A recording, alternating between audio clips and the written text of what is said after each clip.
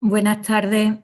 Vamos a retomar después de esta pausa saludable de nuevo esta jornada y vamos a retomarla, bueno, primero presentándome. Soy Lola Quiñó Gallardo, soy enfermera, supervisora en el Hospital Universitario Virgen de las Nieves de Granada y miembro del equipo BPSO Andalucía. En primer lugar, agradecer a todos los que estáis esta tarde compartiendo esta jornada. Y también agradecer a la organización que nos haya dado la posibilidad de tener este espacio donde poder compartir el buen trabajo que estamos viendo que muchos profesionales preocupados por hacer mejor las cosas en relación a los cuidados de nuestros pacientes, pues lo estamos haciendo desde hace tiempo y lo vamos a seguir haciendo. Como os digo, soy la encargada de moderar este panel, de este espacio en el que van a participar 4 compañeros. Ana Carmen, Juan Francisco y Jesús. Ellos van a compartir con nosotros diferentes experiencias de cuidado excelentes que se están desarrollando. Si os parece, vamos a comenzar haciendo una breve presentación de cada ponente para darle paso a su exposición y al finalizar todas las exposiciones, si nos queda tiempo, pues podréis exponer vuestras preguntas a través del chat como lo estábamos haciendo. ¿Vale? Entonces, si os parece, voy a empezar a presentar la primera compañera que va a participar, que es Ana Carmen Montesinos Gálvez, enfermera, doctora en enfermería por la Universidad de Málaga, es profesora asociada del Departamento de Enfermería también de la misma universidad. Ha colaborado en el diploma de especialización en gestión de cuidado y práctica avanzada de la Escuela Andaluza de Salud Pública. Actualmente trabaja como enfermera de práctica avanzada con pacientes portadores de una ostomía en el Hospital Regional de Málaga y además lidera la guía de apoyo a adultos que esperan o viven con una ostomía dentro del programa BPSO. El título de su comunicación es Cuidados de enfermería basados en el valor a las personas con ostomía. Cuando quiera, Ana Carmen, puedes compartir pantalla. Vale, voy en ello.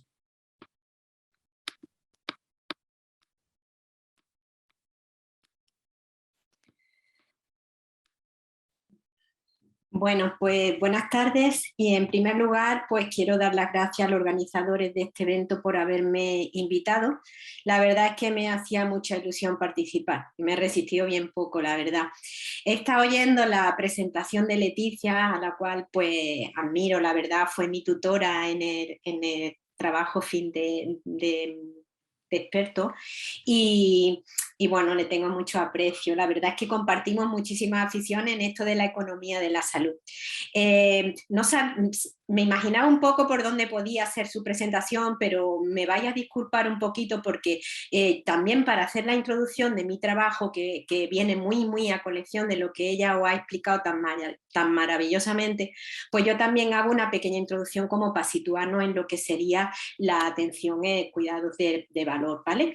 Entonces me permitís que de algunas cosas las recordemos, ni mucho menos parecido también como ella lo ha explicado, pero que sirvan un poquito pues para ponernos de antesala en lo que va a ser la presentación. Bueno, pues comenzamos.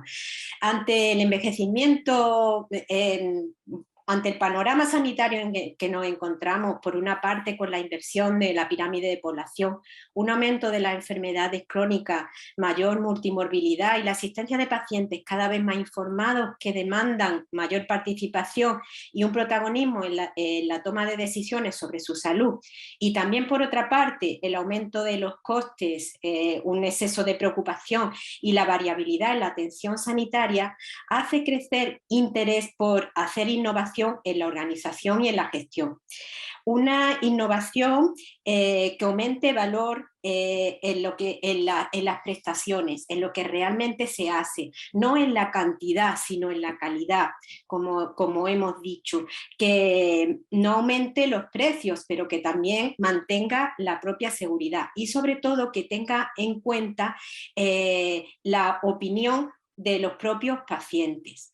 Este es el nuevo enfoque de lo denominado atención sanitaria basada en el valor, que ha surgido con fuerza en los últimos tiempos, al igual que lo fue pues, en otras décadas la medicina basada en la evidencia. Yo, si me lo permitís, como simplemente curiosa del tema, yo la he definido y en mi cabeza siempre la he pensado como un acercamiento a la humanización en la economía de la salud, de alguna manera. Sin embargo, para los expertos es un concepto global que, como veis, se sustenta en 4 pilares de valor. El valor personal, por una atención adecuada para alcanzar los objetivos de los propios pacientes; un valor técnico para conseguir los mejores resultados con los recursos disponibles; un valor de asignación por una distribución equitativa de los recursos entre todos los pacientes; y un valor social por la contribución a la atención sanitaria y la participación social. Es de esta corriente de donde surge la justificación para la realización de nuestro trabajo. Pensamos que un modelo de innovación sanitaria, como es la enfermería de práctica avanzada en ostomía, debería contribuir a aumentar el valor de la atención sanitaria y sus resultados a ayudar a los gestores en la toma de decisiones. Este trabajo está publicado y tiene libre acceso, así que si queréis de alguna manera consultarlo en más profundidad, porque yo lo voy a exponer muy rápidamente por el tiempo. El objetivo principal fue evaluar la eficiencia del modelo basado en la enfermería de práctica avanzada en ostomía frente a la atención al ostomizado antes de la implantación de este modelo. Se trata de un estudio observacional, prospectivo, con un periodo de seguimiento de 6 meses. Y yo diría que una de sus fortalezas principales radica en que se trata de un estudio multicéntrico en el que han participado 12 hospitales de diferentes provincias de Andalucía y de diferentes niveles asistenciales. Fueron 2 hospitales regionales, 6 de especialización y 4 comarcales. Creo que todo ello aporta una visión más generalizada de la situación de nuestra comunidad. Se analizaron variables sociodemográficas, clínicas, recursos sanitarios, calidad de vida relacionada con la salud y un concepto innovador que es la disponibilidad a pagar por parte del paciente en la implementación de este modelo. Para la calidad de vida utilizamos 2 cuestionarios diferentes, un cuestionario de vida específico para pacientes ostomizados y un cuestionario genérico. En cuanto a la disponibilidad a pagar por parte del paciente, se realizó por el método de contingencia. ¿Qué consiste este método? Pues este método pretende estimar la máxima disposición que tiene un individuo a pagar por la provisión o mejora de un bien que no sea de mercado. Y para ello, pues describimos un escenario hipotético al paciente en el que debería establecer cuánto estaría dispuesto a pagar por la atención recibida en cada una de las consultas de la práctica avanzada. Para la evaluación económica, pues realizamos un análisis de costo-utilidad en el que se calculó la utilidad ganada, o sea, la efectividad, en términos de años de vida ajustados por calidad, lo que conocemos como ABAC o QALY. Y fue desde el inicio y le llamamos efectividad incremental. También se realizó un análisis de coste-beneficio y en él se incorporó el beneficio en salud de los pacientes expresado en términos monetarios, o sea, cuál era su disposición a pagar. En cuanto a los resultados de la variable sociodemográfica, pues se describe un perfil de pacientes con una edad media de 61 años, mayoritariamente hombres, casados que viven en pareja, con estudios primarios y actualmente estaban empleados. Aproximadamente, como veis aquí, 1/3 de los pacientes no tuvieron ninguna complicación con su estoma. Y hubo diferencias estadísticamente significativas entre las complicaciones cuando se presentaron, el número de marcajes realizados y el tipo de hospital. Como aquí veis como en los comarcales el tanto por ciento de presentación de bacterias es mucho mayor que en el resto de hospitales. Dato importante es que el 91% de los pacientes no necesitaron acudir al servicio de urgencias del hospital ni una sola vez para solucionar el problema de las complicaciones relacionadas con su estoma. Os muestro en esta tabla de la derecha el valor... verás, que me voy. el análisis de los costes, perdón. Como vemos, el coste medio del paciente fue de 17.731 euros. Se incluyeron en esto los costes directos e indirectos.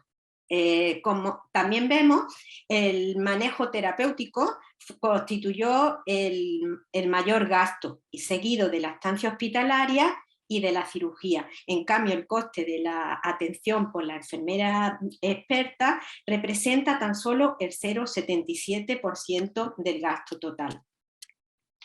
En cuanto a la calidad de vida relacionada con la salud, con el cuestionario medido con el cuestionario específico para pacientes ostomizados, mejoró gradualmente en todas las dimensiones estudiadas, excepto en la actividad sexual. El índice de calidad pasó incrementándose casi en 11 puntos a lo largo de los 6 meses, y esta diferencia fue estadísticamente significativa y clínicamente relevante. Esto de lo de clínicamente relevante es también un añadido del estudio, porque, como sabéis, los valores numéricos pueden ser estadísticamente significativos, pero al hacer un estudio, se llama la de Decoin, pues se puede valorar realmente qué importancia clínica pueden representar. Por lo tanto, en este caso era de 0,84 y es altamente eficaz. En cuanto a la calidad de vida medida por el cuestionario genérico, se encontraron también mejoras desde el inicio hasta los 6 meses, en todas las dimensiones, excepto en la depresión, ansiedad-depresión. También todas estas diferencias fueron estadísticamente significativas y nuevamente clínicamente relevantes. En España se acepta que una tecnología, un tratamiento o un procedimiento es eficiente cuando el coste de ganar un QALY, o sea, es decir, un año de vida ajustado por calidad, oscila entre los 22.000 y 24.000 euros.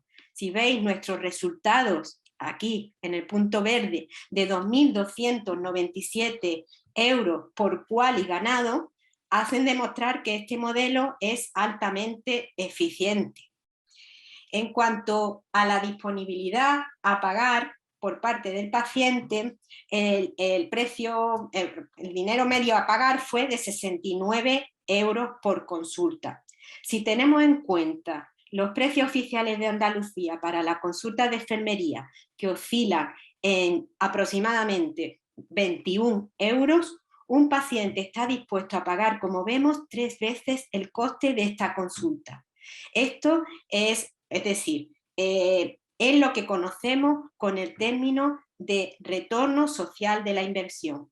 Por cada euro invertido nos revierte 3. Importante. Como dato curioso, también en esta gráfica podemos ver cómo el número de pacientes que declaró no estar dispuesto a pagar en la primera consulta disminuyó con respecto de la segunda consulta, o sea, que estaban bien dispuestos a pagar. Nuestros resultados muestran que los pacientes presentan menos complicaciones y una mejor evolución de su calidad de vida relacionada con la salud.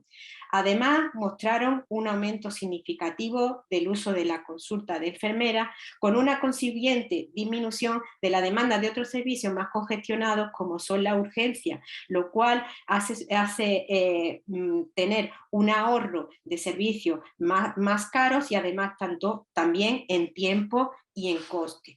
Este nuevo modelo de gestión es más eficiente que el anterior, es rentable y muy beneficioso para el paciente.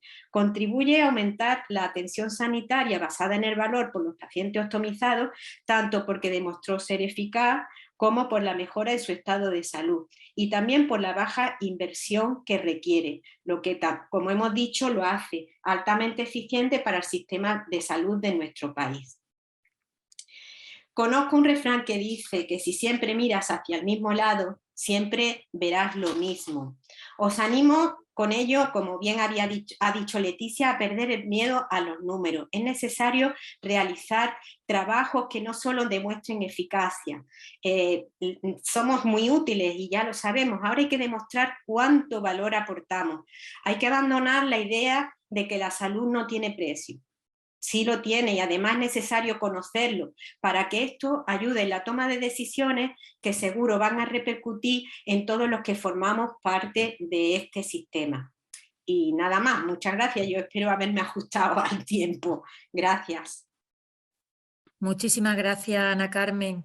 Sí, te has ajustado al tiempo y además nos has demostrado lo eficiente que es la enfermera de práctica avanzada para enfermos con una ostomía. Si me permitís, vamos a pasar ya a la segunda comunicación, que la vamos a compartir con Carmen Alba Fernández. Ella es enfermera, es experta universitaria en gestión de servicios de enfermería y experta en gestión de cuidados. Es máster de enfermería en estomaterapia y pertenece al equipo de la Estrategia de Cuidados de Andalucía. Además, es miembro de la Comisión de Seguridad del Paciente y del Grupo de Contenciones del Hospital Clínico San Cecilio de Granada, y va en la línea de su comunicación, porque el título de su comunicación es Conocimientos y actitudes de los profesionales sanitarios respecto al uso de contenciones mecánicas en pacientes hospitalizados. Cuando quieras, Carmen, puedes comenzar. Vale, muchas gracias, Lola. En primer lugar, agradecer a la organización pues darme la oportunidad de contar nuestro trabajo y felicitar también a los compañeros de mesa, que me siento muy honrada compartir este ratito con ellos en esta mesa. Bueno, pues os voy a contar el estudio que hemos hecho intentando llevar a la práctica todas aquellas buenas prácticas que tienen que ver con el uso de las contenciones mecánicas. En principio, para contextualizar un poco el problema, deciros que la Joint Commission considera la contención mecánica, porque lo hemos centrado en nuestro estudio solo en la contención mecánica, hemos dejado a un lado la contención farmacológica.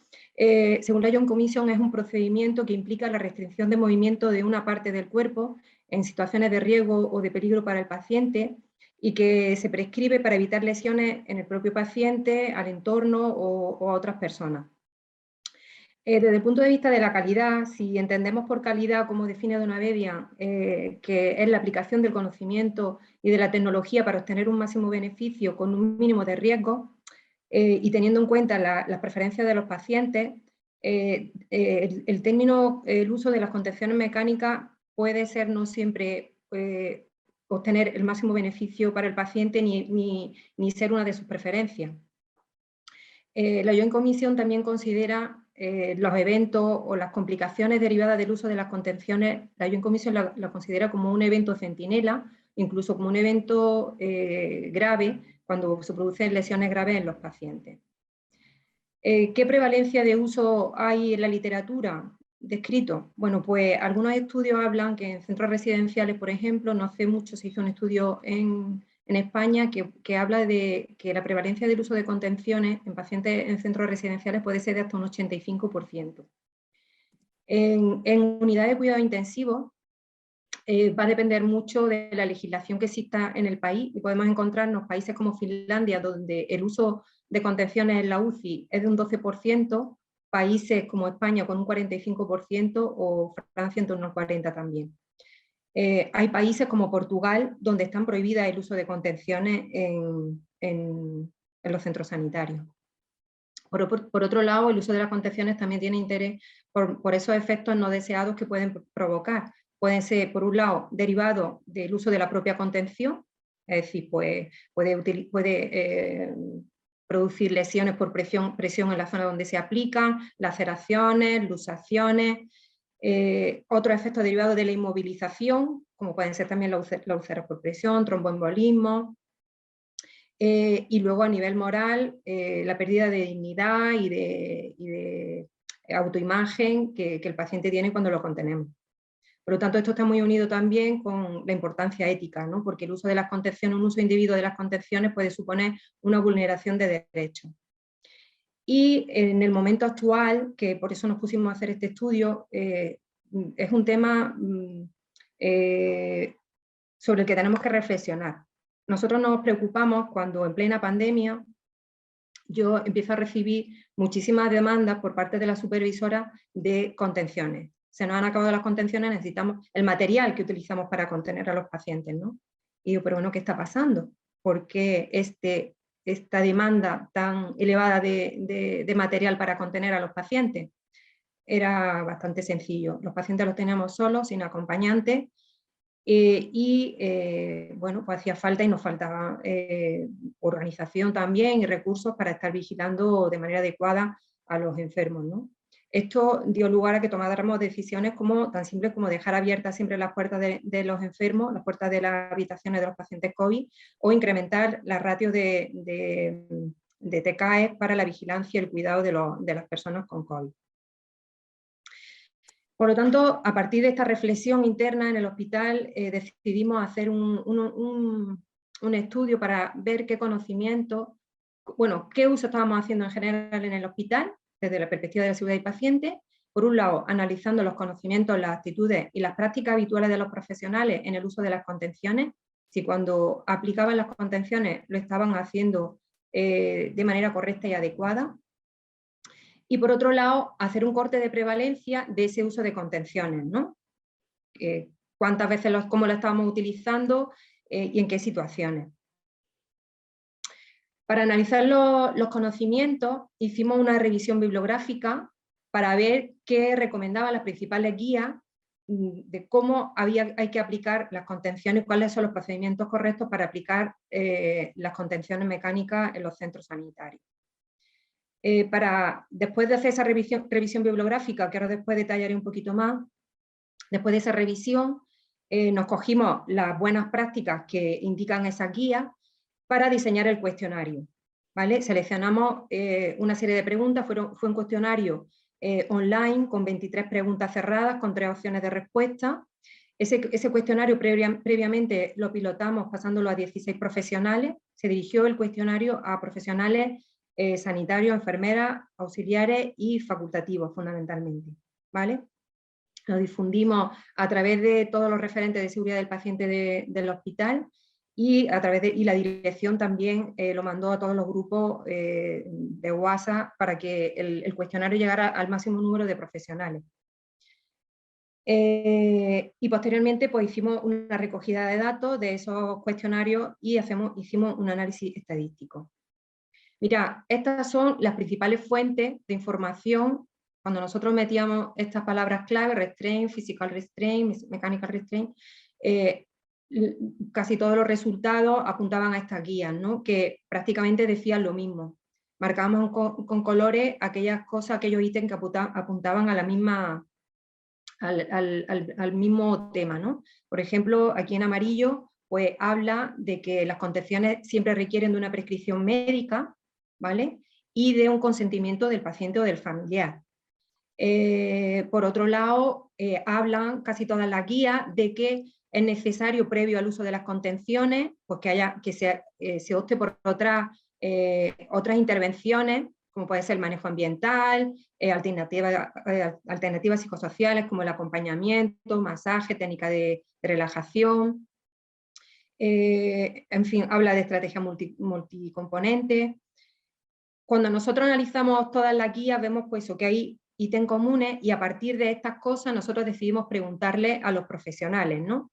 Si ellos sabían que era necesaria el consentimiento, una prescripción por escrito, que es necesario registrarlo en la historia, que es necesario registrar la fecha de inicio, la fecha de fin de esas contenciones, que hay que hacer una vez que el paciente está contenido, hay que hacer reevaluaciones periódicas, monitorización de sus constantes vitales. Pues acerca de esas cosas fue sobre lo que le preguntamos. En el corte de prevalencia lo que hicimos fue fijar una fecha previo a difundir el cuestionario.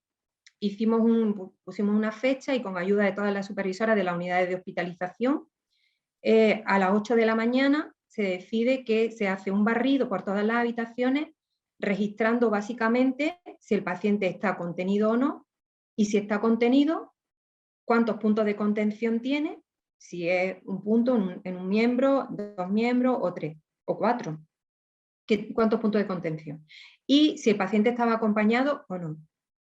Posteriormente, en todos aquellos casos que el paciente estaba contenido, se apuntaba el AN y hacíamos una revisión de su historia clínica para ver si existía una prescripción de esa contención, si estaba el consentimiento informado, no que exista un papel como tal, si a la familia se le ha informado o al propio paciente, y si se hacía una monitorización y reevaluación durante el tiempo que estuvo contenido. ¿Cuáles fueron los resultados? Pues la verdad es que es muy satisfactorio desde el punto de vista de la tasa de respuesta que obtuvimos. Nos devolvieron 475 cuestionarios válidos, ¿vale? De profesionales con una experiencia superior a 5 años, prácticamente las 2/3 partes de profesionales. Y con perfiles, el tanto por ciento de respuesta estaba muy ajustado al porcentaje que estos profesionales representan dentro de la organización, ¿no? Casi la mitad de los cuestionarios fueron contestados por enfermería, seguido de los técnicos en cuidado y facultativos. Y fundamentalmente los profesionales eran de la UCI, tuvimos una tasa de respuesta muy alta por profesionales de la UCI, probablemente porque bueno, están muy sensibilizados con el tema. De las unidades médicas y de las unidades de hospitalización quirúrgica, las tasas de respuesta fueron también muy similares. La sala COVID, un 15%, teniendo en cuenta que son salas pues, con menor número de camas, pues la tasa de respuesta también fue importante, quiere decir que también era un tema que inquietaba, y en la urgencia un 9%. Estos fueron los resultados que obtuvimos en cuanto a las 3 dimensiones que íbamos a analizar: los conocimientos, las actitudes y la práctica habitual. En general, en base a la respuesta que nos dieron, los profesionales mostraron un nivel de conocimiento adecuado. Prácticamente el 85% sabe que la contención mecánica requiere de una prescripción médica. El 94% conoce que la aplicación y la monitorización de las contenciones requiere registro en la historia clínica. Es curioso este dato, que prácticamente el 60% de los participantes de cualquier categoría, médico, enfermero, cree firmemente que enfermería puede aplicar las contenciones mecánicas sin prescripción médica. Y no existía diferencia significativa entre lo que dijeron los médicos y lo que dijeron los profesionales de enfermería. Por otro lado, destaca un bajo conocimiento acerca de las complicaciones inmediatas o tardías del uso de las contenciones mecánicas. Menos de la mitad identifica el tromboembolismo pulmonar, la trombosis venosa profunda, la broncoaspiración o la úlceras por presión como complicaciones asociadas a las contenciones mecánicas. Un 36% sabe que el uso de las contenciones mecánicas, o decía que sabía que se asociaba al desarrollo de estrés postraumático. Y las 3/4 partes consideraron erróneamente que las contenciones mecánicas disminuyen el riesgo de caída. Por ahí en nuestra búsqueda también encontramos algún estudio de nuestro compañero José Miguel Morales, donde el resultado es que la aplicación de contenciones mecánicas no disminuye el riesgo de caída. En cuanto a la actitud, pues el 27% de los profesionales reconoce que el uso de contenciones no sirve para disminuir la probabilidad de usar lesiones. Es decir, nosotros utilizamos las contenciones con la excusa de que vamos a evitar caídas o otro tipo de lesiones o extubaciones, pero los profesionales reconocen que la mayoría de las veces no sirve para evitar esas lesiones o esa incidencia para los que previamente se decidió poner las contenciones. Y la mayoría de los profesionales o las 3/4 partes reconoce que no es fácil tomar la decisión de usar las contenciones mecánicas, pero por otro lado, prácticamente el 90% reconoce que se utilizan en su área de trabajo. Es curioso que la mitad aproximadamente dice que conoce la existencia de un protocolo de contención mecánica y pocos de ellos reconoce que se hayan producido eventos adversos por el uso de las contenciones mecánicas. En cuanto al corte de prevalencia, pues bueno, el día que decidimos hacer el corte había 447 personas hospitalizadas. Bueno, pues la mayoría estaban en la sala de hospitalización médica, seguida de la sala de hospitalización quirúrgica, y luego en las salas de UCI, urgencia y reanimación, pues teníamos menor número de pacientes. Del total de pacientes contenidos, pues donde encontramos las tasas más elevadas de pacientes contenidos fue justamente en las áreas de UCI, observación y reanimación, que curiosamente son aquellas salas donde los pacientes no están acompañados, ¿vale? Seguido de la sala de hospitalización médica, las salas COVID y las salas quirúrgicas como espacios donde se utilizan menos las contenciones. Bueno, no he dicho al principio que la área de pediatría y salud mental la dejamos fuera del estudio porque la contención en estos pacientes, bueno, pues tiene otra serie de connotaciones y está, sobre todo en salud mental, tiene una legislación que cumplir para emplear las contenciones. Y cuando revisamos las historias clínicas de aquellos pacientes que habían sido contenidos, pues vimos que del total de pacientes de los 31 contenidos, pues prácticamente en pocos casos solo en 4 casos de los 31 había una prescripción médica, ni se había registrado, la mitad de los casos no se había registrado los motivos de la contención, en ninguno de los casos se había registrado la hora de inicio, ni se habían hecho valoraciones sucesivas del estado del paciente una vez que se aplicaron las contenciones, y solo en 3 casos se había pedido el consentimiento, se había explicado a la familia la necesidad de emplear las contenciones. La mayoría de los pacientes tenían una contención en 2 puntos, es decir, estaban contenidos de los 2 miembros superiores, o bien un miembro superior y un miembro inferior, y curiosamente, del total de pacientes contenidos en la sala de hospitalización, el 60% no estaban acompañados, y el 10,45% de los pacientes contenidos, como he dicho antes, estaban en aquellas unidades que no permiten acompañamiento. Estos resultados pues, nos llevan a reflexionar sobre algunas cuestiones, ¿no? Si realmente las contenciones son una solución o un problema, si el hecho de que las enfermeras o los profesionales sanitarios desconozcamos las consecuencias o las complicaciones derivadas del uso de contenciones se pueden convertir en un factor de riesgo y que los empleemos de manera inadecuada, produciendo mayor daño que beneficio a los pacientes. El hecho de que los pacientes estén acompañados puede ser un factor protector frente al uso de las contenciones mecánicas, y todavía que estamos en una situación de pandemia donde el acompañamiento, pues tenemos que seguir haciendo un esfuerzo por garantizar que las personas hospitalizadas estén acompañadas, pues creo que esto tenemos que hacerlo, sobre todo reflexionar sobre el tema del acompañamiento, con todas las garantías sanitarias, por supuesto, pero reflexionar sobre las ventajas de tener a las personas hospitalizadas acompañadas.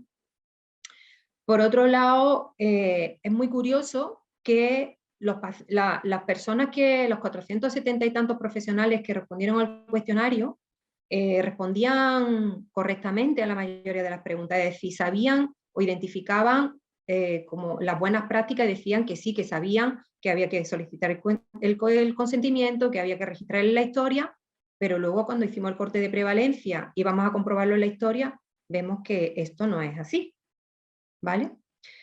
Por otro lado, había muy poco, tuvimos la curiosidad de revisar cuántas notificaciones de complicaciones por uso de contenciones se habían hecho en el observatorio, y realmente había muy pocos eventos notificados. Por lo tanto, hay que también trabajar en la cultura de seguridad que tienen los profesionales.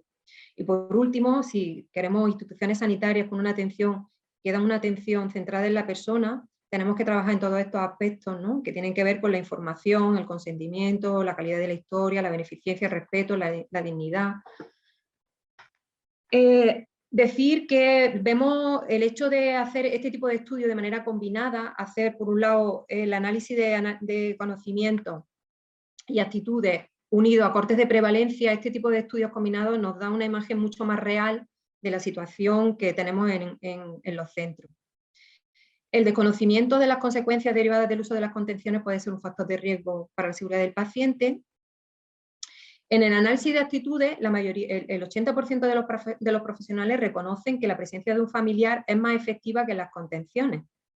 Sin embargo, en el estudio de prevalencia encontramos que más del 60% de las personas contenidas estaban sin acompañante, existiendo esa posibilidad, es decir, tratándose de unidades de hospitalización donde sí estaba permitido el acompañamiento.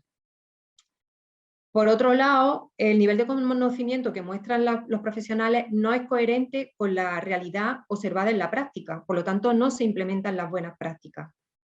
Las buenas prácticas en el uso de contenciones, como puede ser que es necesaria la prescripción médica, un consentimiento informado, la monitorización, el uso de que el empleo de las contenciones mecánicas sea como último recurso, que se utilicen otras medidas previamente, que el uso de las contenciones siempre sea proporcionado a los riesgos que queremos evitar cuando las utilizamos.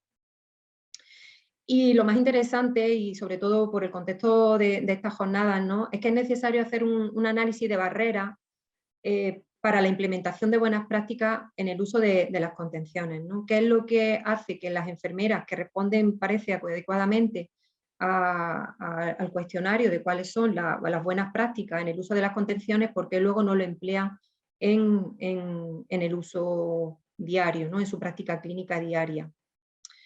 Y por último, pues es necesario crear esta cultura de seguridad en las unidades hospitalarias, implementando buenas prácticas y haciendo una adecuada gestión de riesgos. Por último, un modelo de asistencia sanitaria segura y centrada en la persona exige reflexionar sobre el uso cotidiano de las contenciones, ¿no?, de manera que siempre sea un último recurso y que se anteponga la protección de los derechos de los pacientes, su dignidad, la intimidad y la seguridad clínica, por delante de los resultados o la comodidad que algunas veces buscamos los profesionales en el uso de las contenciones. Y bueno, hacer este estudio nos ha servido mucho. Siempre ponerse a hacer investigación en nuestro día a día pues supone como un sobreesfuerzo, pero la verdad es que hay muchísimos resultados publicados que ya nos facilitan la información y el conocimiento para aplicar en la práctica y darle todos estos resultados de la investigación, dárselo a las enfermeras de una manera muy digerida, muy trabajada, simple, concreta, es lo que va a permitir que cambiemos la práctica.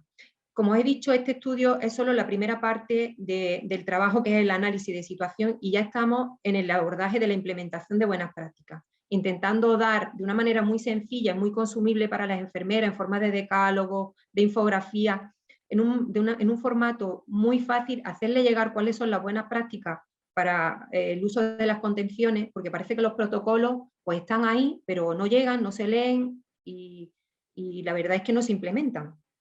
Entonces, buscar otras formas alternativas de que el conocimiento publicado llegue a las enfermeras para que realmente luego lo puedan aplicar en su práctica. Muchas gracias.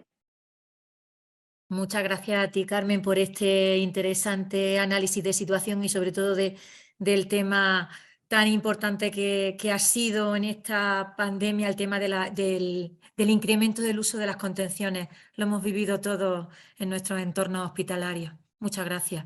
Bueno, vamos a seguir con nuestro compañero Juan Francisco Jiménez García. Él es enfermero y es doctor en enfermería por la Universidad de Almería. Es miembro del comité director de la GENAU.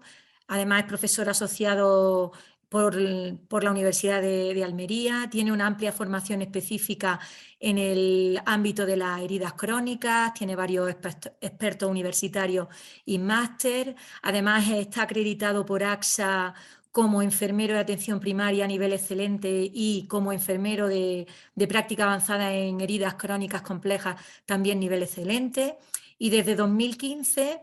es enfermero de práctica avanzada en heridas crónicas complejas en el Distrito Sanitario Poniente de Almería. El título de su comunicación es Resultados clínicos de las enfermeras de práctica avanzada en heridas crónicas complejas en Andalucía.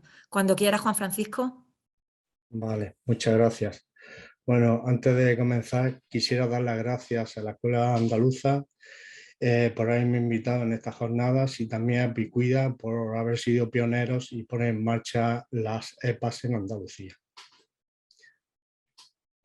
Quería también, antes de nada y antes de comenzar, felicitar a mis compañeras, a Josefina, a Paco, a Mercedes, María José y a nuestro coordinador Paco Pedro por el trabajo tan bueno que están haciendo y que estamos haciendo. Nosotros tenemos un lema que todos los años lo recordamos y es decir, no queremos morir de éxito. ¿Qué significa eso? Pues que manejamos muchos datos, queremos hacer visible el trabajo que elaboran las EPAs en Andalucía. Para el resto de las provincias en Andalucía donde no existe EPA, y también fuera de nuestro territorio a nivel nacional, que hay muchas comunidades que están expectantes del trabajo que se está elaborando por parte de las EPAs y también a nivel internacional. Hemos hecho en los últimos 7 años, en los últimos 3 años hemos publicado 7 artículos, todos relacionados con resultados de EPAs. Se han hecho en revistas nacionales y también internacionales, de manera que, bueno, quieras que no, está llegando lo que hacemos en Almería o lo que se hace en la Sierra de Jaén, está llegando fuera de España. La semana pasada, sin ir más lejos, una enfermera francesa me escribió un correo preguntando cómo podía informarse y cómo tener documentación del trabajo que estamos haciendo en las EPAs en Andalucía. La remití a la escuela andaluza, o sea, lo remití a la página de Picuida, sacaron mucha información y me lo agradeció. Quisiera también agradecer a Serafín Fernández cuando hace 1 mes y medio o 2 meses me invitó a participar en estas jornadas y me dijo que si quería participar le gustaría que hiciese un resumen de una publicación que hicimos en la revista Gerocoma en el 2019 que hablaba precisamente de los resultados de las EPAs en heridas crónicas en Andalucía. Y sin más paso a resumir cada una de las partes del artículo.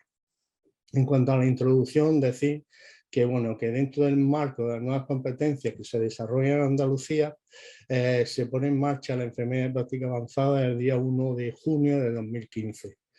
En esa práctica asistencial principalmente se desarrollan 4 roles, como va a ser el rol clínico experto, de consultor, de docente investigador, aunque yo añadiría 2 más, como es el liderazgo transformacional con los compañeros y también la coordinación en 3 niveles. Ese liderazgo clínico va a garantizar no solamente la seguridad clínica, sino la mejora del acceso a esos servicios, mejorando la calidad de la atención sanitaria que estamos prestando. Y desde el punto de vista clínico, las EPAs proporcionan conocimiento y habilidades con un razonamiento complejo, ofreciendo a la enfermera y al resto del equipo multidisciplinar evaluaciones periódicas, toma de decisiones y también atender de una manera compleja a estos pacientes que presentan heridas crónicas, tórpidas y de larga evolución. El objetivo que nos marcamos en este artículo fue el de describir y analizar el rol clínico que hacían las EPAs de cara al seguimiento de los pacientes que nos derivan los compañeros, viendo la antigüedad, viendo la evolución de las mismas y también haciendo un seguimiento de la derivación de estos pacientes que hacíamos nosotros al hospital, a especialistas hospitalarios. ¿Para qué? Para avanzar en las mejoras del paciente y sobre todo de la organización. Bueno, a ver si quiere pasar. En cuanto a la metodología, se realizó un estudio descriptivo transversal con los 4 EPAs que participamos de entrada en el pilotaje que estableció Picuida, que fue en el Distrito Sanitario Poniente de Almería, en Jaén Norte-Nordeste, en la Serranía de Málaga y en el Metropolitano de Granada. En cuanto al estudio, pues se estudiaron todos aquellos pacientes que fueron remitidos por los profesionales sanitarios a las EPAs y donde se estableció un criterio previo consensuado con Picuida, donde establecemos qué criterio había que seguir para derivar a un paciente con una herida a una EPA de heridas crónicas. En este caso, pues se marcaron 4 principalmente criterios de inclusión. Que el paciente tuviese una lesión especialmente tórpida, que tuviese incapacidad para realizar un proceso asistencial en el contexto asistencial habitualmente, que se presentaran dudas sobre el criterio o la pauta a seguir y también otras situaciones que justificase la consulta de la EPA. También establecimos unos criterios de exclusión, que era aquel paciente que por determinadas circunstancias tuviese que desplazarse del distrito sanitario donde existía la EPA, a ese paciente se le excluía. En cuanto a la unidad de estudio, se hizo un muestreo accidentado de conveniencia, de conveniencia, que se estableció durante un periodo de 3 años, desde junio de 2015 a junio de 2018. Por lo tanto, se trató de una muestra conceptual, ya que se incluyeron todos los pacientes y sin necesidad de hacer un cálculo muestral. En cuanto a las variables que quisimos analizar, fueron el diagnóstico etiológico de las heridas, el tiempo de evolución de las mismas, las tasas de cicatrización, tasas de mejoría, de empeoramiento y o muerte, el total de heridas crónicas por distrito y las tasas de derivación de las EPAs a hospitales. En cuanto al instrumento para la recogida de datos, elaboramos los EPAs junto con nuestro coordinador un documento ad hoc para la recogida desde un principio de todos estos pacientes. Además, utilizamos la herramienta que tenemos en Diraya dentro del botón rojo, la valoración cutánea. De ahí obteníamos muchos resultados. Y todo esto fue analizado entre los diferentes EPAs y nuestro coordinador.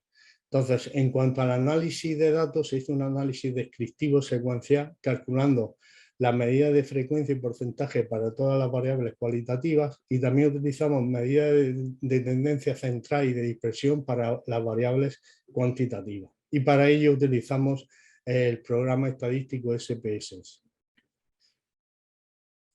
Este estudio fue aprobado por el Comité de Ética del Centro de Investigación de Almería como parte de un proyecto de mayor envergadura que fue presentado y fue premiado con una beca.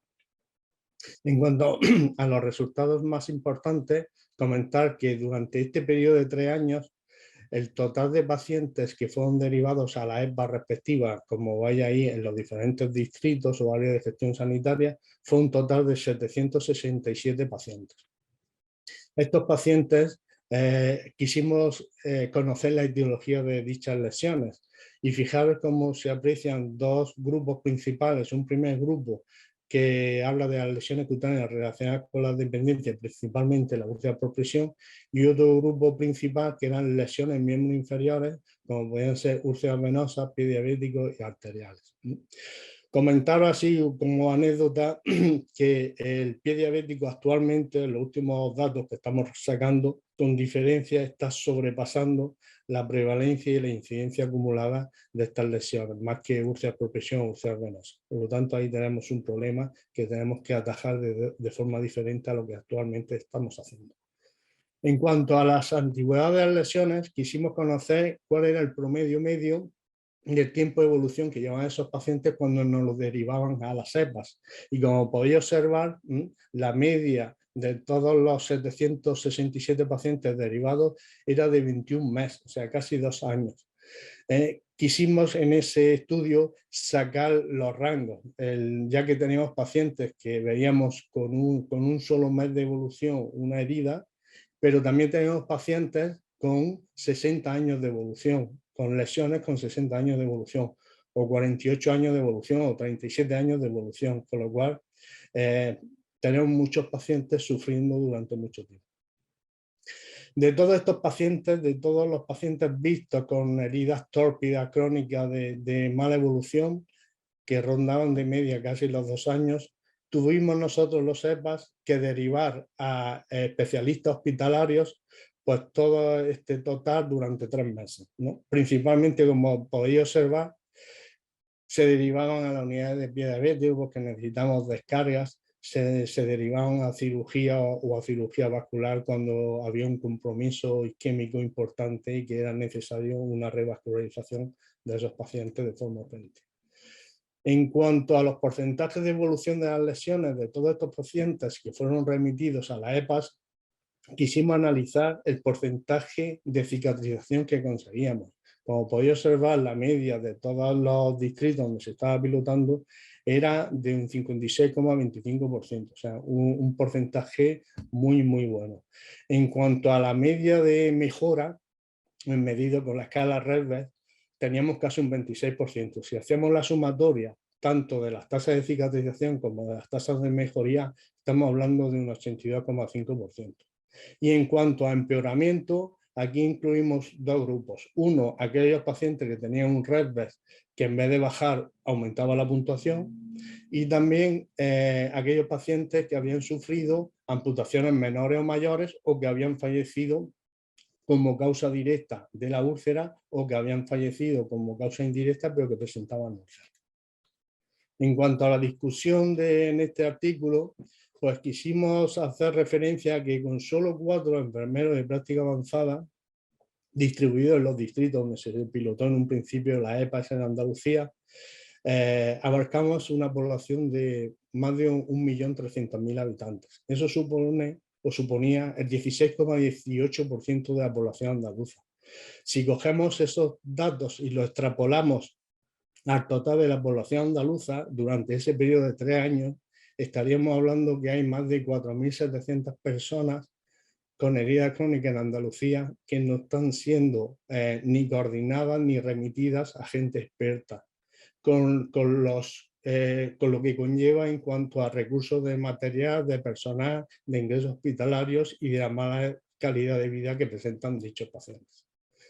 Otro dato importante en el apartado de discusión fue que más del 70% de los pacientes que a nosotros nos remiten, los compañeros, estamos hablando de pacientes que presentan úlcera por presión, úlcera venosa y pie diabética. Por lo tanto, las estrategias de prevención tienen que ser fundamentadas en esos 3 pilares. Hablamos de media de casi 2 años, donde eso supone a nivel de coste económico pues un gasto desproporcionado que se paga entre todos, ¿vale? Y que ocasiona un dolor crónico en todos estos pacientes. Tenemos datos que el 50% de los pacientes que vemos todos los días de su vida, mientras tienen la úlcera, tienen dolor. Y hay otro 40 y tantos % que presentan dolor de forma discontinua. Por lo tanto, está presente una mala calidad de vida en estos pacientes. En cuanto a las derivaciones que hemos hecho al hospital, pues fijaros que en las EPAS hemos derivado solamente 1 de cada 10 pacientes, de manera que gestionamos de forma eficaz 9 de cada 10. Y en cuanto a las tasas de empeoramiento, que en principio pueden ser pocas, un 17%, para la EPAS nos parece todavía elevadas. Intentamos en lo posible coordinarlo para que bajen aún más. Porque de todo ese 17%, el 12% fallecen. O sea, tenemos pacientes que fallecen con úlcera por presión, como consecuencia directa o como consecuencia indirecta, pero que fallecen con úlceras. Y en cuanto a las conclusiones, decir que conocer el tipo de lesiones y la antigüedad de estas nos va a permitir estrategias de mejora, sobre todo para la formación de los profesionales sanitarios, para la formación de las cuidadoras, que son las gran olvidadas, y para aplicar todas las medidas preventivas a poder adoptar. En cuanto a la mayoría de las heridas que atendemos son lesiones por presión y úlceras en miembros inferiores. Por lo tanto, a través de la estrategia de cuidado, a través de las direcciones de cuidado, vamos a potenciar toda esta formación, vamos a insistir en la prevención en estas lesiones. En cuanto a las lesiones que son tórpidas, que duran 2 años, es muy evidente el coste que ocasionan, tanto para el paciente como para el sistema. Conseguimos cifras muy buenas de cicatrización y de mejoría, rondando el 82%, que junto con las pocas derivaciones que hacemos a especialistas hospitalarios, esto va a suponer un ahorro importante para el sistema sanitario. Y también decir que las EPAS coordinan de forma continuada a aquellos pacientes que se derivan a otros niveles. Por lo tanto, el rol clínico a nivel general está siendo efectivo. Y nada, muchas gracias por vuestra atención y ha sido un placer. Muchas gracias, Juan Francisco. La verdad es que la labor que estáis desarrollando la EPA de heridas crónicas complejas, pues lo ha reflejado en tu exposición con las tasas tan altas de cicatrización y de pocas derivaciones que estáis haciendo, de verdad. Enhorabuena. Vamos a pasar a nuestro último compañero de este panel. Nuestro compañero es Jesús Bujalance Hoyo. Él es enfermero de la Unidad de Calidad del Hospital Regional Universitario de Málaga, también es compañero mío en el equipo BPSO Andalucía, es líder del programa BPSO en dicho centro, ha participado en el panel de expertos de la herramienta de implantación de buenas prácticas de la RNAO. Como formación, pues a destacar el máster en gestión por la Universidad Pompeu Fabra y varios diplomas de expertos por la Escuela Andaluza de Salud Pública. Ha tenido una trayectoria tanto a nivel asistencial como de puestos de gestión en diferentes centros del Servicio Andaluz de Salud y ahora se dedica a la gestión de cuidados y además es investigador principal de Cuidaben, que es el que nos viene a presentar ahora. El título de su ponencia es Cuidaben, un proyecto para mejorar los cuidados de las personas con dispositivos venosos. Cuando quiera, Jesús. Bueno, pues muy buenas tardes a todos y gracias a Picuida por incluir esta estrategia, este proyecto que hemos realizado en Málaga como una buena práctica, ¿no? en esta jornada, ¿no? Y también a la Escuela Andaluza de Salud Pública, que la ha desarrollado tecnológicamente, así que nada, muchísimas gracias, ¿no? Bueno, voy a presentaros el proyecto, voy a ir rápido porque veo que el tiempo nos agobia un poco. Bueno, vamos a ver. Bien, bueno, como ha comentado Lola, esto es un proyecto de innovación en cuidados y desarrollado pues, por enfermeras de los 6 hospitales de Málaga, ¿vale? Sí que os pido disculpas hoy para los que estáis aquí porque estáis descargando la aplicación y es que desde anoche había un problema con el servidor.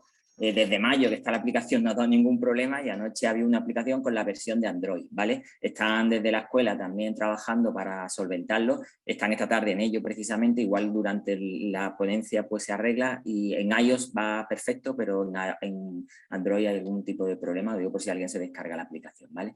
Bueno, por entrar un poco en el tema, bueno, los dispositivos venosos todos sabemos que es los procedimientos más frecuentes utilizados en los hospitales, así está en la bibliografía descrito, ¿no?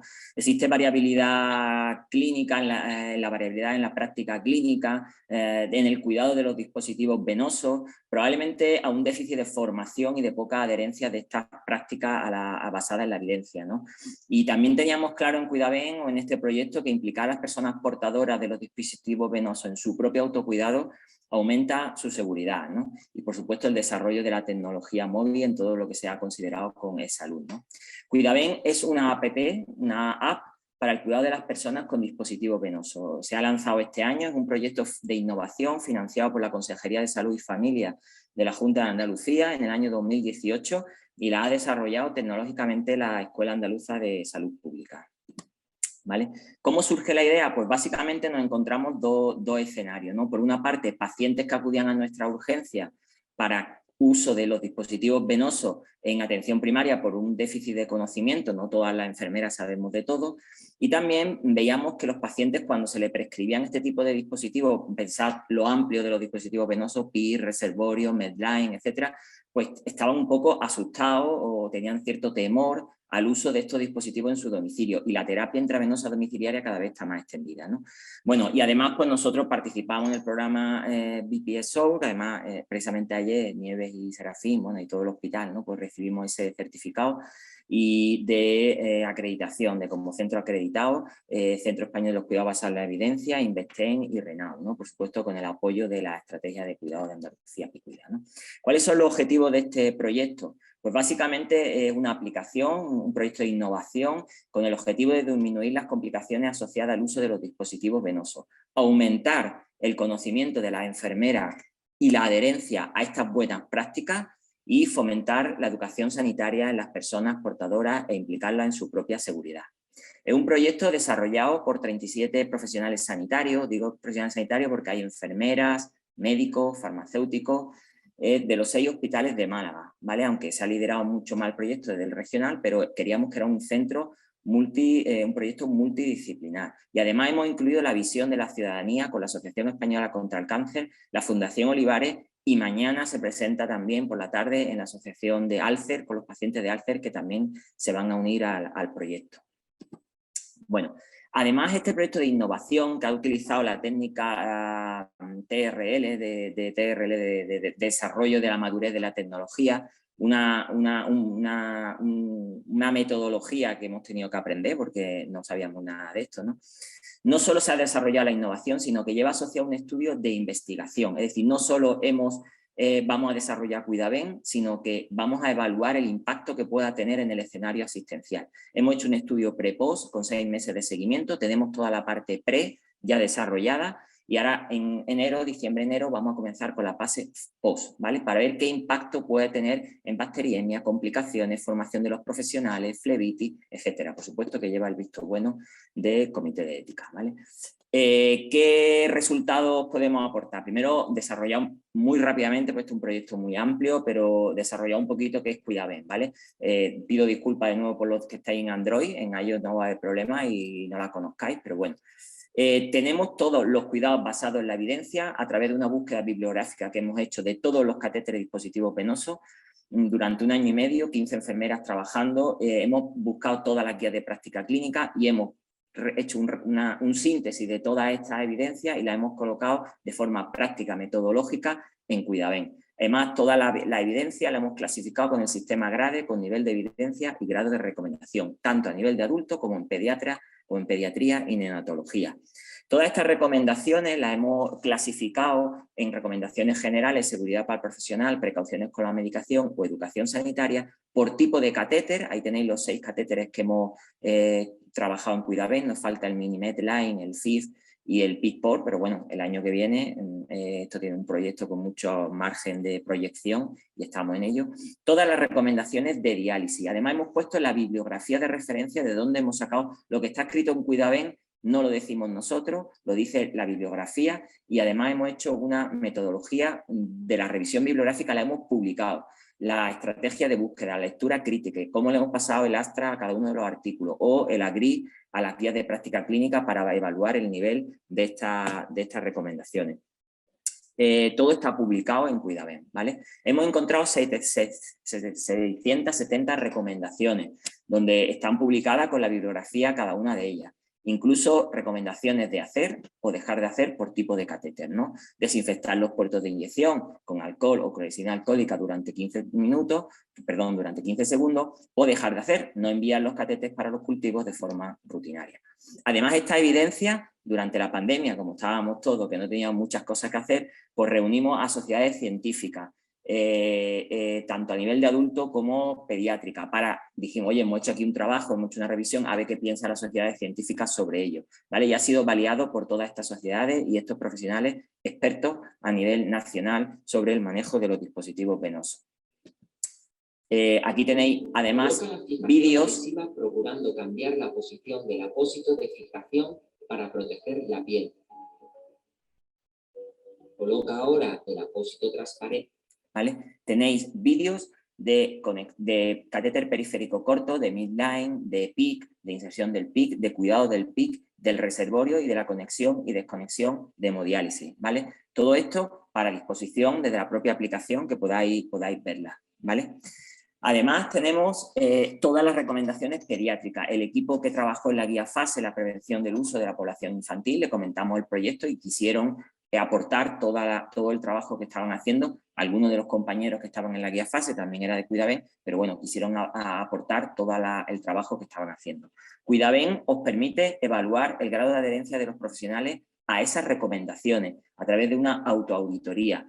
¿Por qué? Pues porque lo dice la CDC, la EPIC 3 y la guía FASE en Andalucía. No es que lo hemos puesto porque nos ha gustado a nosotros, sino porque hemos considerado que era algo importante. Podéis entrar en la evaluación de adherencia, podéis a través de, una vez que realicéis un cuidado, vosotros de forma individual o un compañero de forma observacional, podéis ir evaluando cómo habéis hecho, chequeando, hemos convertido todas las preguntas a modo de checklist y podéis evaluar si te has lavado las manos, si has colocado guantes estériles en cada uno de los catéteres, ¿vale? Y os dará el porcentaje de adherencia de los profesionales a estas recomendaciones. Un tema muy importante es saber este grado de adherencia, porque muchos de los estándares de la acreditación de los profesionales están este tipo de recomendaciones, incluso de las unidades a través de la AXA. Tenemos la guía farmacoterapéutica del Servicio Andaluz de Salud íntegra, con todos los fármacos, con pH, osmolaridad, estabilidad, dilución, vías de administración, Esto lo han hecho 6 farmacéuticos durante un año, donde está toda la guía completa con un buscador, podéis todos los medicamentos informando medicamentos de alto riesgo y medicamentos peligrosos. Además, ¿qué aporta Cuidaben a la ciudadanía? Pues lógicamente información facilitada por enfermeras, fiable, útil, para fomentar el autocuidado y la implicación de los pacientes en su propia seguridad. Las tenéis ahí, estas son las preguntas que nos hicieron las asociaciones de pacientes, pero además hemos grabado vídeos donde los pacientes no tienen que irse a Google a buscar información, sino que una enfermera directamente le dice cómo manejar un PIC. Presencia de fiebre, dolor en el brazo o el cuello, enrojecimiento o inflamación en la zona. O este que hemos hecho para pediatría. Igual que el tuyo. Voy a explicarte qué es y para qué sirve. ¿Quieres ver este video conmigo? Acompáñame. Seguro que te ayuda a resolver las dudas. ¿Vale? Mirad, de igual a igual, que un niño que le acaban de colocar un PIC, que otro niño de tu propia edad te diga los cuidados que tienes que tener en tu domicilio, ¿vale? Está teniendo un impacto brutal en nuestra unidad de pediatría y os animo a que lo recetéis, lo indiquéis en vuestro servicio. Además, implicamos a los pacientes en su seguridad, no solo ya con la higiene de manos y la identificación, que sí, oye, vamos a darle información a los pacientes para decirle que si la llave de 3 pasos o el apósito está deteriorado, que es lo que dice la evidencia, que le pida a su enfermera que se lo cambie. Vamos a invitarlo a que si alguna enfermera a veces se nos olvida la llave de 3 pasos, se nos olvida el tapón, vamos a informarle al paciente que si lo ve, que si lo descubre, que avise a su enfermera y le coloque un tapón, porque hay evidencia de que a veces se nos olvida. Aquí ya no voy a entrar, esto es muy complejo, todo lo que he dicho del tema de investigación lleva una web asociada donde vamos a registrar toda la información y el paciente va a llevar toda la información en su dispositivo móvil a través lo está haciendo la Escuela Andaluza de Salud Pública, todos pseudo-anonimizados, y va a llegar toda la información del dispositivo, todos los pacientes domiciliarios con catéteres venosos, toda la información en su dispositivo móvil, ¿vale? Bueno, desde que lanzamos la aplicación, pues el impacto ha sido brutal, ya estoy acabando, ¿vale? No solo en nuestro hospital, sino a nivel nacional e internacional, ahora os comentaré. Este es el estudio cuasi experimental. Ahora comenzamos con la fase post, porque nuestra hipótesis es que vamos a reducir un 15% las complicaciones asociadas al uso de los dispositivos venosos. Estamos haciendo sesiones clínicas en la universidad, en los diferentes hospitales, a los que estéis aquí en esta jornada y queráis que presentemos. Ya hemos estado en muchos, ya muchos lo conoceréis, pero bueno, os invitamos a solicitarnos a través de cuidaben@gmail.com o mi correo y estamos presentando la aplicación. Además, la estamos haciendo unas sesiones formativas donde vosotros después sois formador de formadores y dais esas sesiones clínicas en vuestro hospital. El único objetivo es difundir el conocimiento. También un gran impacto en redes sociales. La verdad que nos vimos desbordados desde mayo. Mira, estos son nuestros seguidores en Sudamérica, en España, en la India, no sé quién habla castellano. Nos han pedido que traduzcamos la aplicación al inglés, al árabe, ya estamos trabajando en ello porque hemos tenido nueva financiación pública. Detrás de esto no hay ninguna marca, todo esto es a nivel público. Ahora mismo hemos recibido ofertas de la industria, pero nos gusta vivir de la financiación pública. Creemos que no queremos estar atados a tener que registrar nada. Lo que está registrado en Cuidaben está basado en la evidencia. Y tenemos un 15% de seguidores sudamericanos, ¿no? Estos son nuestros seguidores a nivel nacional. Han venido de Vallebrón, de Navarra, de Madrid, de Gregorio Marañón, de terapia intravenosa. Entonces, bueno, compartiendo conocimiento y difundiendo el conocimiento sobre los accesos venosos. Esto fue para nosotros un impacto brutal. Nos llamaron de la Universidad de Chile, en Santiago de Chile, y la verdad que, mira, 100 alumnas de enfermería con los profesores, con la aplicación. Bueno, esto siempre quedará en nuestro recuerdo y también en nuestro corazón, ¿no? Porque increíble, ¿no? que podamos compartir. Ahora nos han solicitado, quieren hacer una versión de Cuidaben en Sudamérica. Yo aquí estoy hablando con Serafín porque yo ya me desbordo un poco con esto, pero bueno, la verdad que el conocimiento no tiene límite y la evidencia tampoco. Hemos recibido 3 premios.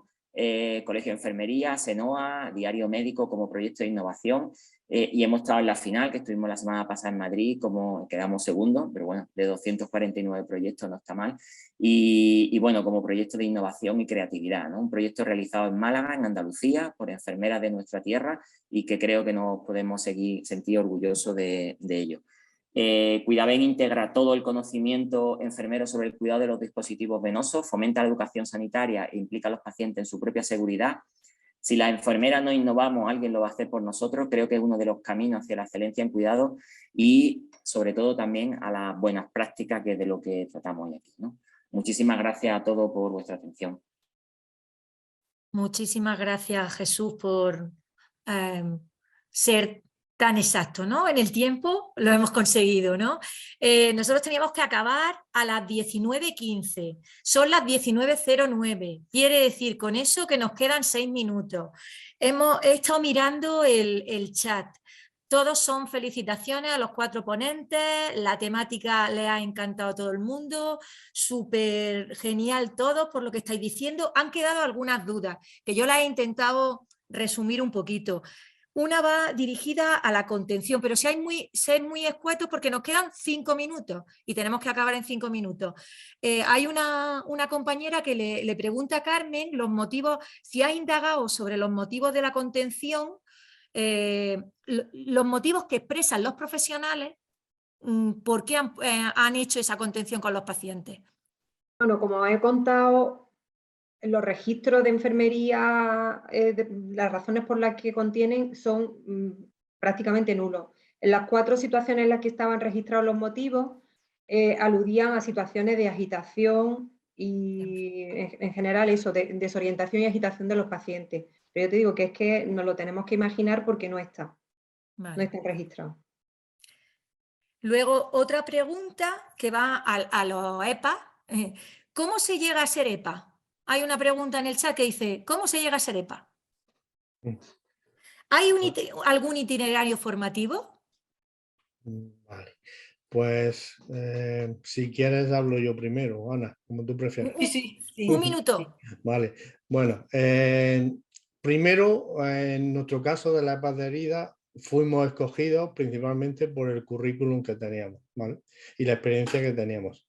Pero posteriormente se quedó bien claro que las siguientes EPAs que saliesen sería requisito imprescindible para seguir como EPA, acreditarte en la agencia de calidad con el manual de competencias de EPA.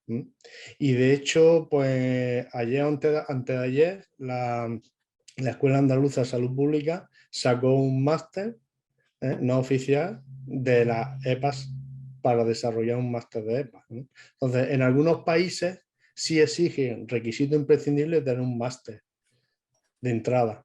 Pero bueno, lo que Nieves Lafuente nos dijo, que de entrada se iba a pedir la acreditación a través de la agencia de calidad, porque hay manuales de competencia ya establecidos. Lo dejamos. Ana Carmen, ¿tú quieres aportar algo? De todas maneras, hay otra pregunta. Puedes contestar esta, la siguiente. Vale. ¿Cómo se deriva un paciente a la EPA? Preguntan Pues los bueno, compañeros. yo me imagino que en cada consulta o en cada EPA establece más o menos un canal de comunicación, pero es muy fácil, sencillamente desde atención primaria cualquier enfermero puede ponerse en contacto con el enfermero de práctica avanzada a través de teléfono mismo, a través de correo, a través por la consulta misma, a través de la enfermera gestora de casos del hospital, que puede ser, o a través de su enfermera gestora, por hoja de interconsulta, por médico especialista, por médico de atención primaria, todas esas vías están abiertas, o sea que no hay problema. Es un acceso fácil y conocido, que puede ser muy fácil. El mismo paciente directamente, o sea que no hay problema. Pues muchísimas gracias a los 4. Nosotros hemos cumplido nuestro objetivo, que era acabar antes de las 19:15, son las 19:13. Pues se da por concluida el panel y vamos a pasar a al segundo coloquio.